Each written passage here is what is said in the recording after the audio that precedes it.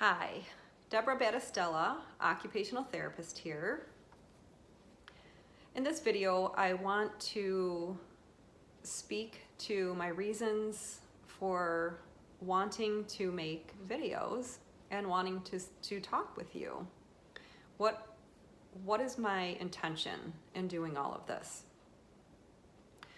Well, as you know, I've been an occupational therapy practitioner for quite a long while now. And I have this quite varied career. And as a result of my varied career with working in so many different levels of care and having very interesting opportunities and now teaching in an occupational therapy assistant program, I have ideas coming to me all the time. I love working on projects, and whether I'm teaching, whether I'm working as a therapist at the hospital, if I'm doing things around the house, whatever fun thing I'm engaging in the moment when I'm out in the community, my OT brain, it never shuts off. I'm always thinking about how this could be a great occupational therapy intervention, or what if we did things this way? I wonder what would happen. And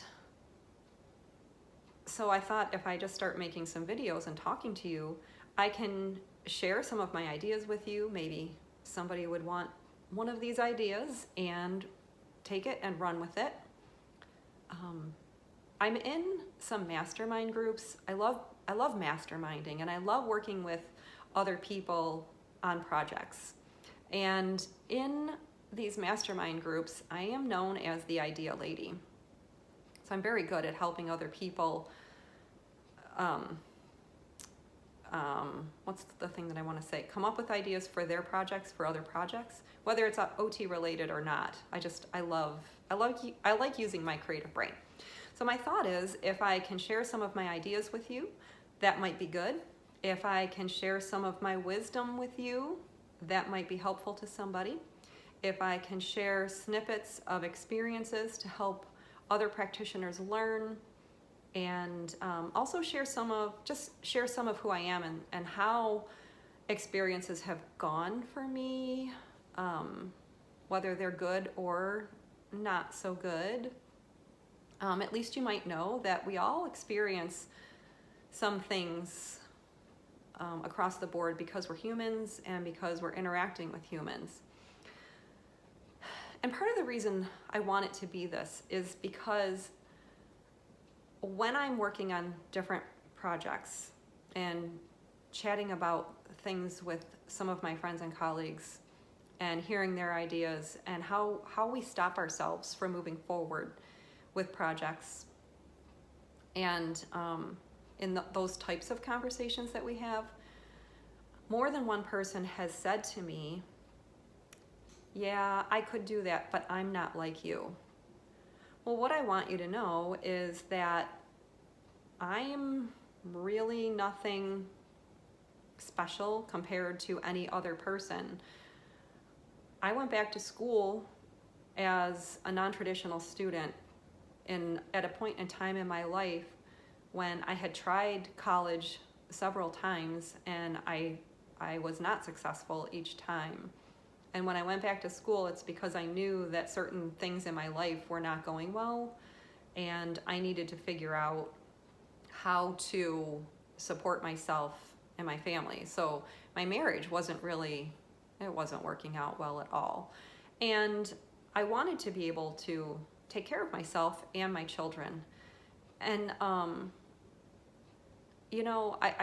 had to work hard during school. I had to study a lot, and I had to develop study habits, and I did all of that basically on my own with minimal support from my husband at the time, because he was doing some of his life things that he needed to do, and I did it with 3 children at home.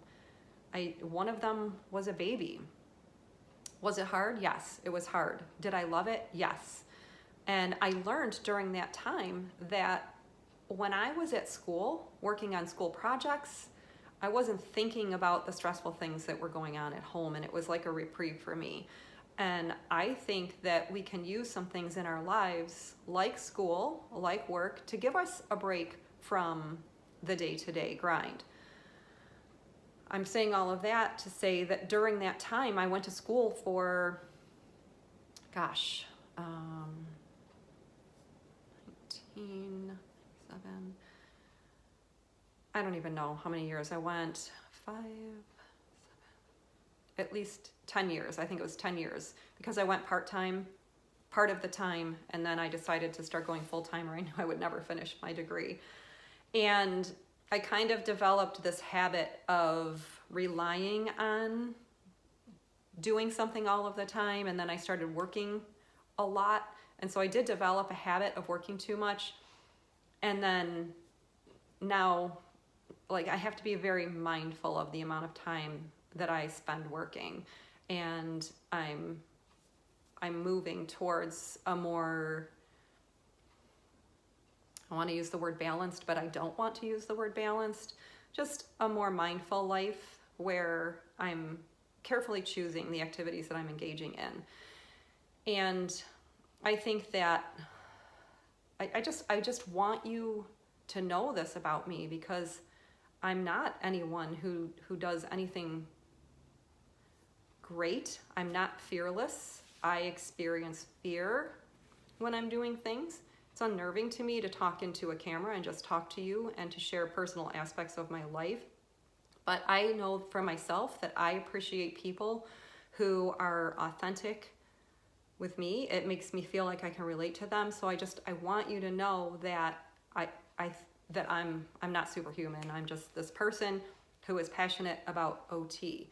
And so I want to share parts of myself with you that I think you might be able to find beneficial and encouraging, and hopefully spark something in you that you're looking for, a spark inside of you, maybe a little nudge in a direction to take another step.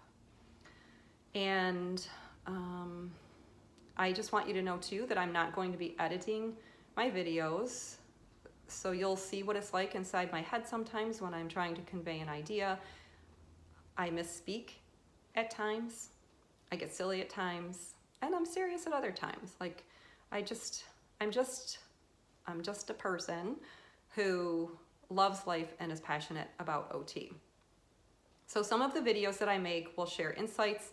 Some I intend to show you some of the how-to things that I see as an educator and as a clinician, where people kind of think that they can't do something because they don't know how. So maybe if I can show you some how-tos, it might help you and help you move into something that you're wanting to do in terms of the profession.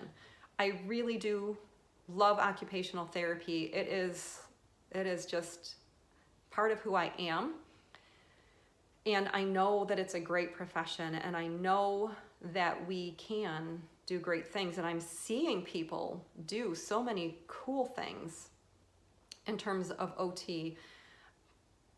I'm in some entrepreneurial groups, and there are a lot of occupational therapists right now starting their own practices, some more traditional, some more out of the box and creative.